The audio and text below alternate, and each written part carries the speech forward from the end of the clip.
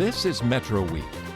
Our top story, the heart of the political season. We look into how much money campaigns are spending on local TV advertising as early voters peruse their ballots.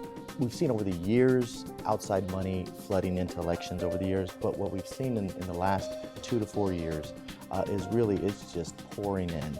Then we review the week's news with our Journalists Roundtable.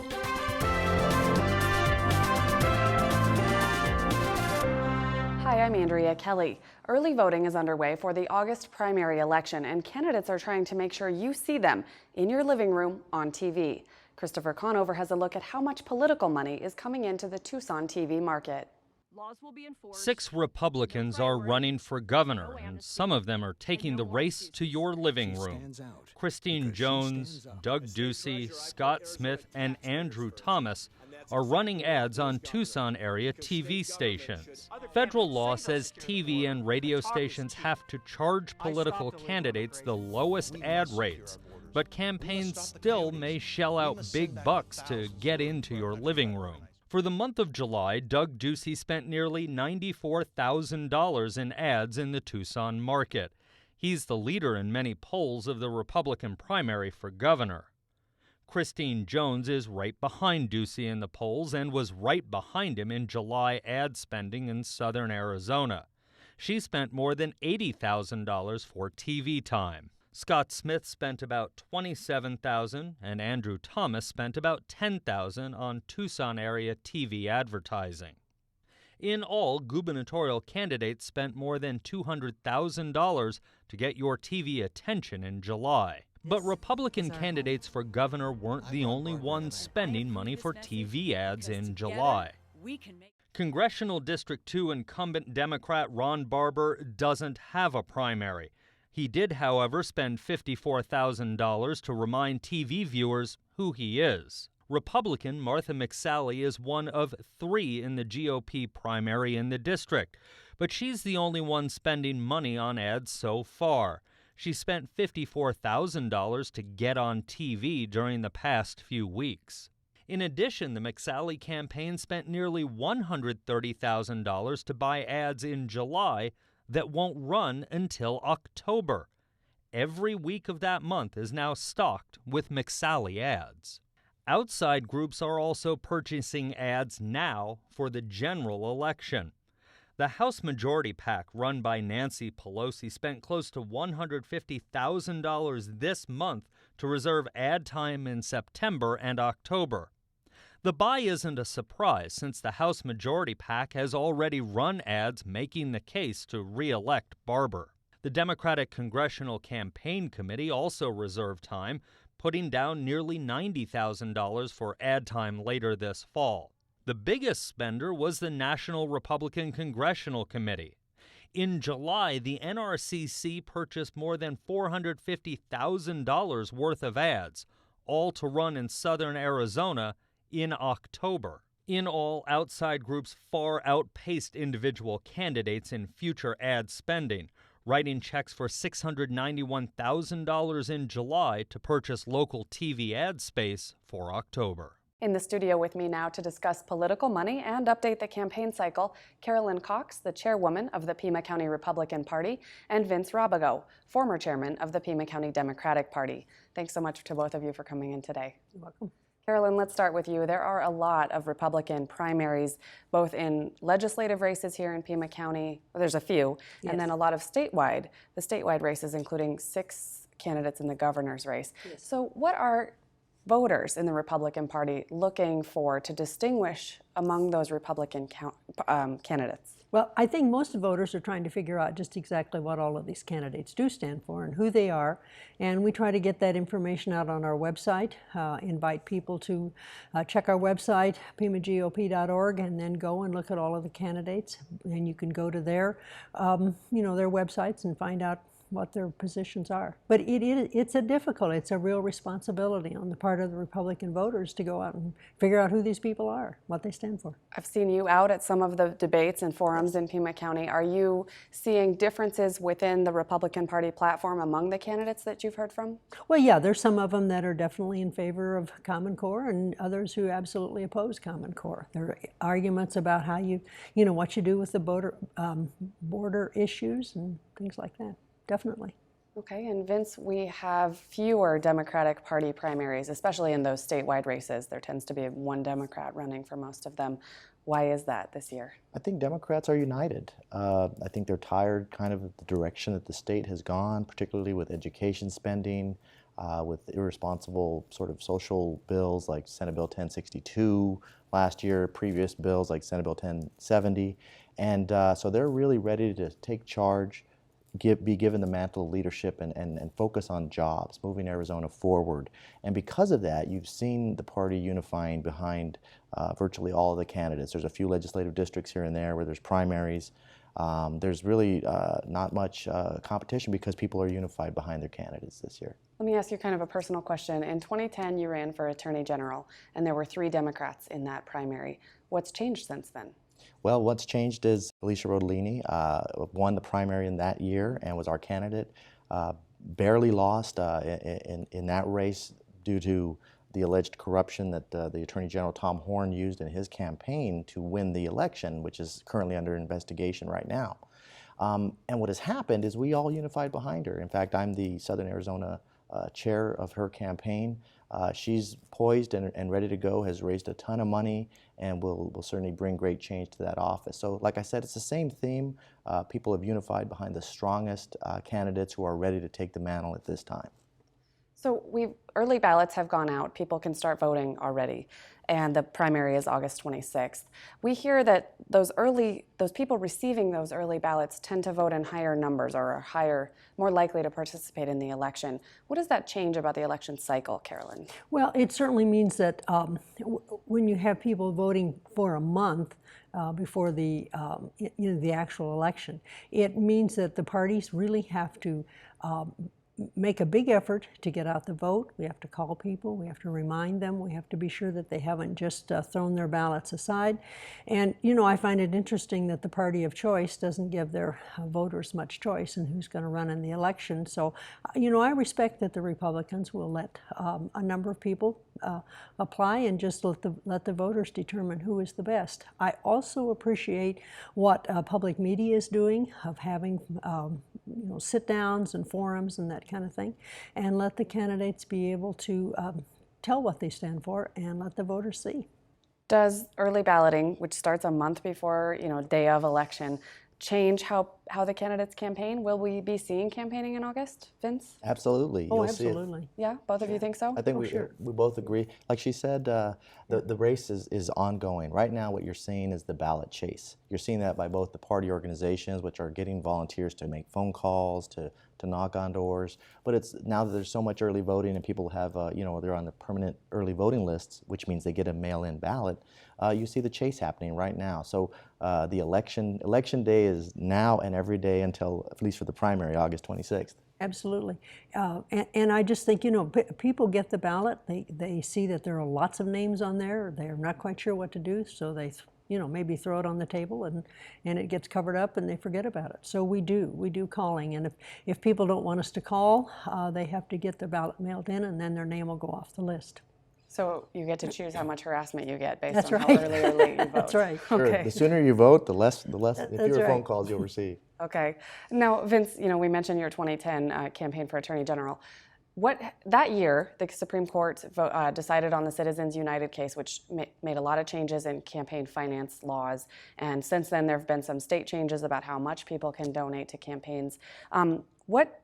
How is that affecting statewide, local, federal races in Arizona? And I'll ask you to weigh in also, Carolyn. Sure. Well, what's happened since 2010, we saw in the 2012 cycle, we've seen over the years outside money flooding into elections over the years, but what we've seen in the last 2 to 4 years is just pouring in. And so, for example, on the outside influence, like corporations being able to give directly, the money has soared, and I wrote down a few figures. For example, from 2010, from 1998, it was about 10 million. 2010, it was about 534 million. 2012 election cycle, over $1 billion were spent by outside groups spending on the elections. So to go up by $500 million in just 2 years is astounding. Now, on the dark money front, and those are the unregulated political groups, nonprofits that really shouldn't be electioneering, that's gone up from 2004, about a little over 5.8 million, to 2014, $310 million.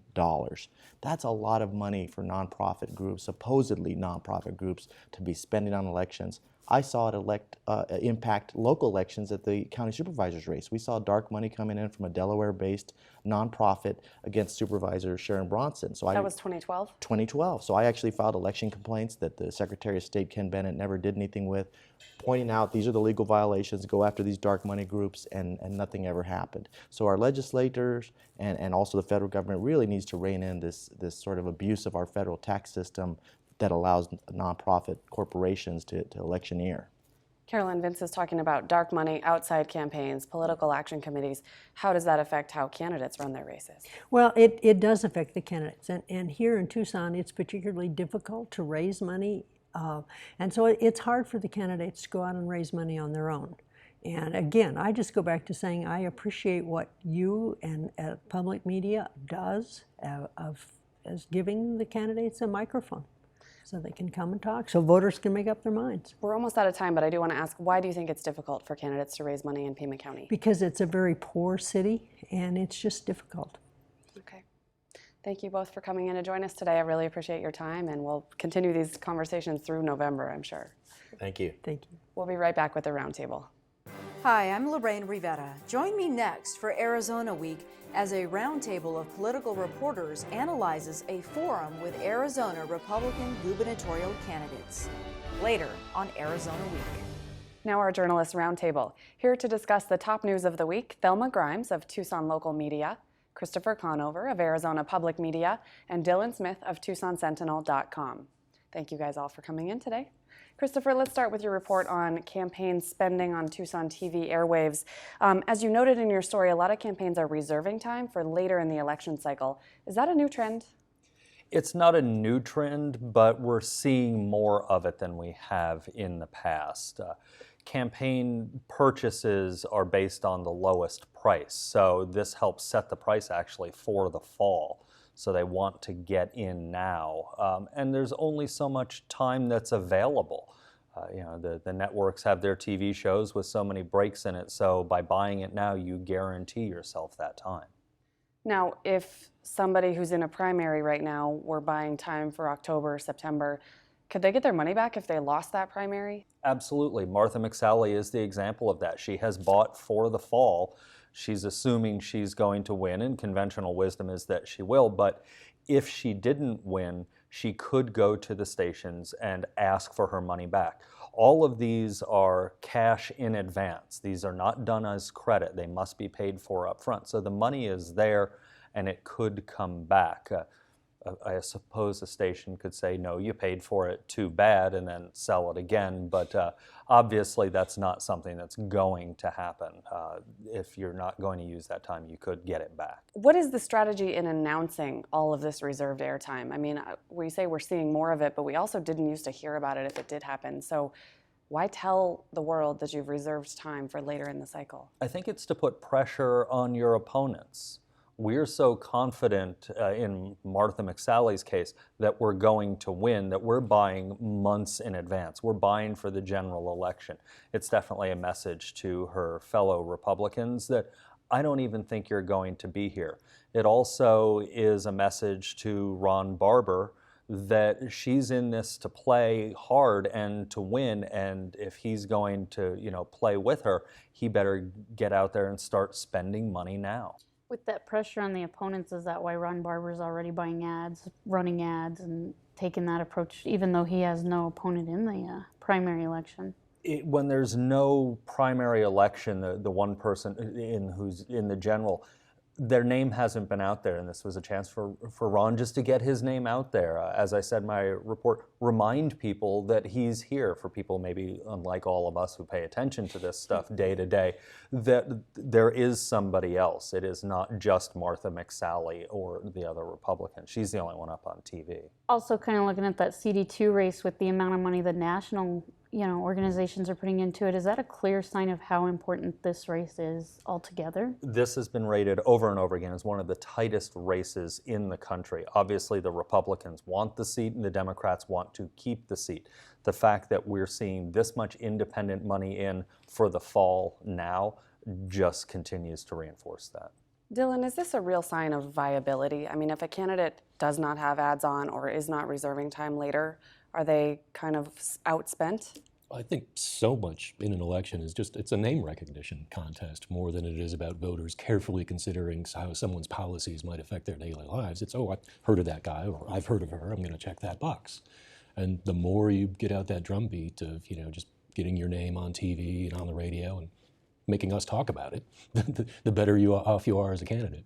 So a good example of that might be the governor's race, where there's 6 candidates, but they're not all on TV. Yeah, and people don't know who they all are. It's going to be pretty difficult for those who are not spending heavily to make any kind of headway over the next month. Voting's already started in that primary, and for somebody to come out ahead in a very crowded, tight race, it's going to take whoever people are the most familiar with. So in that race, there was a debate just this week, Christopher, among those governor candidates, although Doug Ducey did not attend. We were one of the hosts of the debate. Summarize it for us. We heard there weren't very many fireworks. There really weren't many fireworks in this. Doug Ducey wasn't there. He is the front runner in most of the polls, with Christine Jones right behind him. And it really was almost a nice debate. The candidates actually had an opportunity to ask one another one question. And there were some maybe pointed questions, but nothing out of the ordinary, nothing particularly nasty. Scott Smith said the question he had was for Doug Ducey, making reference to the fact that Ducey wasn't there. So that was really one of the few kind of jabs. Riggs went after Jones a little bit for lobbying the federal government when she was with GoDaddy, but that was the only blood that was drawn, and I'm not even sure that was really drawing blood. So that's talking kind of personal attacks. What about policy? Did they take the chance to distinguish themselves? Interestingly, on issues like education, the question that they answered on education was, does Arizona give enough money to education? And they all basically said, yes, it's just being spent in the wrong places. So there was a lot of collegiality on some of the answers. It was much more nuanced in the differences between the candidates who were there. Despite some of the differences in spending, especially with Doug Ducey, Christine Jones, why do you think this race is so close and wide open still? I talked to a lot of the candidates after the forum, because undecided is still, if not the largest vote getter, very, very close, depending on which poll you look to. And they said part of it is simply because there are so many people in the race. That also means that now that ballots are out, ballots have begun to arrive in mailboxes, that we're going to see more advertising and more things like that, because we have over 20% still undecided. Ducey and Jones are our leaders, but then you have Smith and Bennett, who are polling more or less in the double digits. If they started polling those undecided voters, now it becomes a four-way race. Riggs and Thomas are much further behind, though if they got a significant amount of those undecided voters, all of a sudden they could be viable. So we're going to see a lot of ads and things like that over the next couple of weeks, trying to grab those undecided voters who may have a ballot literally sitting in their mailbox right now. Are you surprised that Christine Jones is doing better than, say, Ken Bennett, whose name's been around for a while? He's, Secretary of State. Are you surprised by that so far? This may be to a bit of a money issue. She got up on TV very early and very aggressively. It seemed like for a little while early on we turned on the TV and there was a Christine Jones ad. Bennett is running clean. His first ad went up today, August 1st. It was his first ad buy. He had a limited amount of money compared to Jones and Ducey, who had much more money. Jones had put in a lot of her own money, so she was able to get up on TV much earlier. Even beyond advertising, Bennett was a little bit slow out of the gate in his campaign. It's only over the past several weeks really that he's been putting out press releases and campaign plans about what he would do if he were elected. And whereas most of the other candidates have been doing that for months. Could that have been something with the name recognition? He thought, You would think that somebody who's been obviously running for governor for quite some time now would be polling a little bit higher. That's something we've discussed in our newsroom also, that seemed like a slower start than the others. So Thelma, there's also another race going on in Pima County besides legislative races. Every district is up, and that's the Oro Valley Council race. You held a debate this week? We did hold a debate, and in Oro Valley you've got the mayor race, which Satish Hiremath, the current mayor, is running against Pat Straney, who's well known especially with the HOA Rancho Vistoso.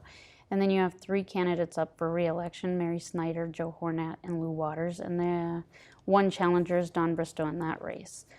The main issues in there is growth and how to grow. Do you grow family friendly? Do you kind of continue down the path that Oro Valley's always done? Or when is too much growth? When is it too much growth? And a lot of that seems to be the election issues right now. And then also in the mayor race, the most intriguing part is leadership questions.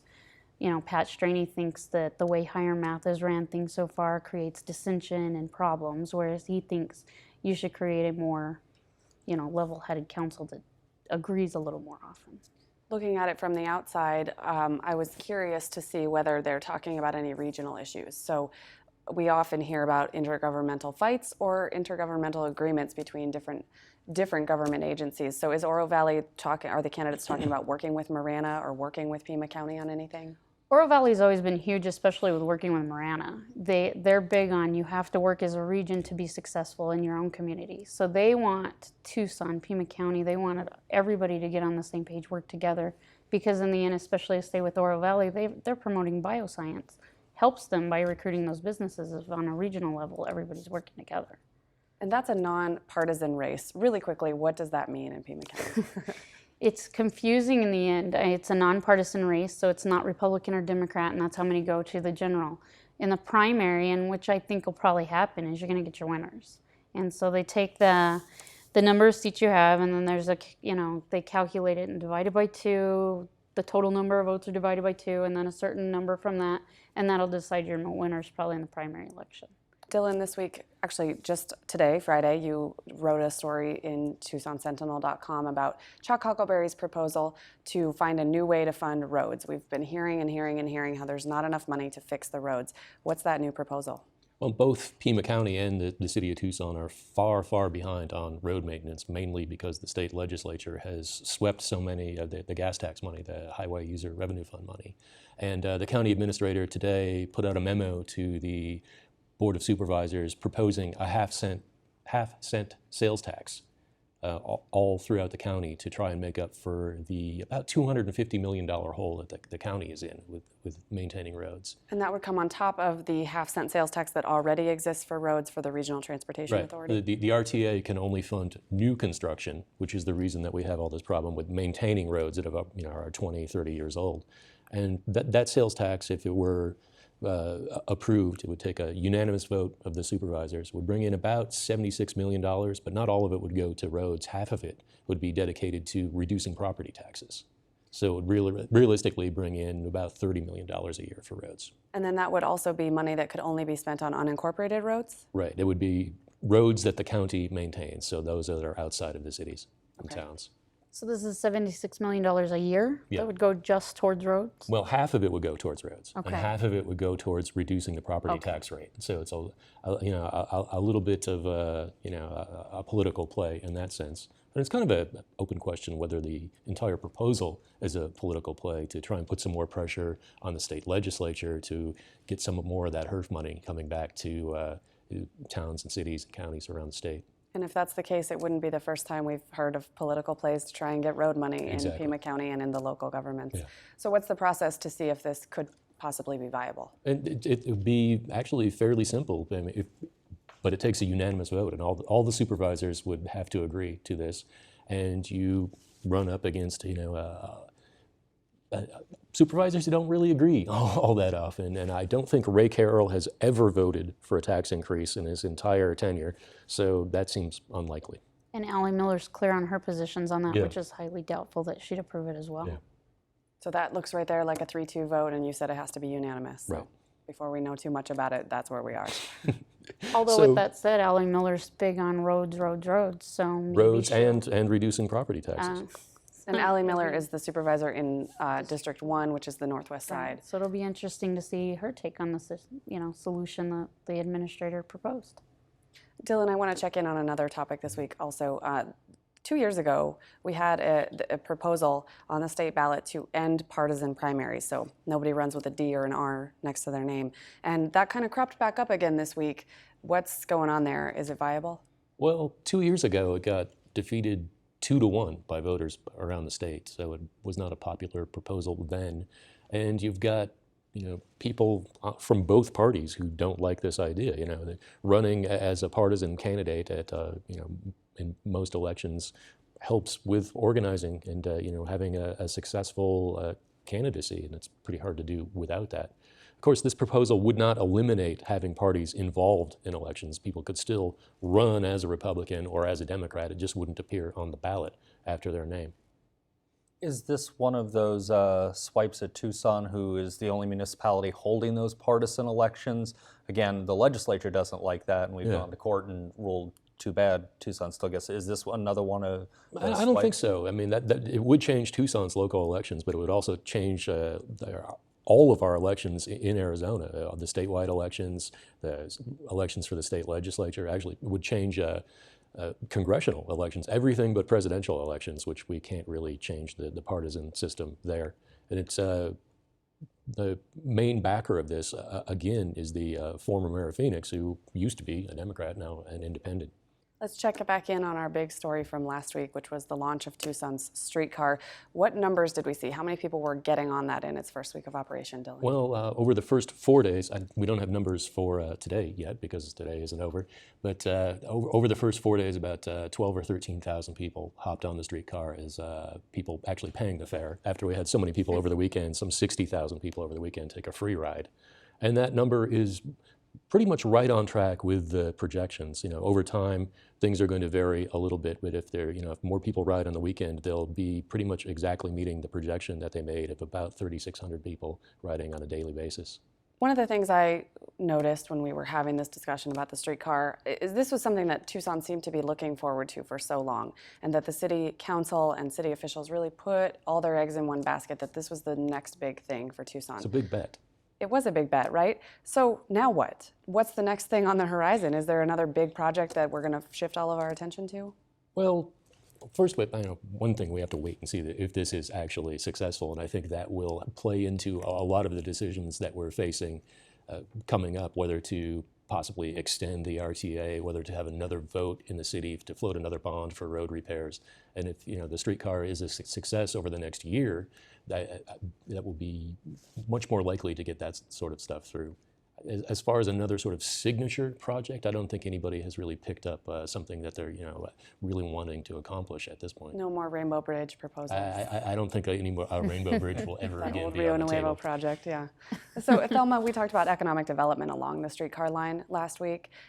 What about how the streetcar will help existing businesses as opposed to those that are coming in because of it?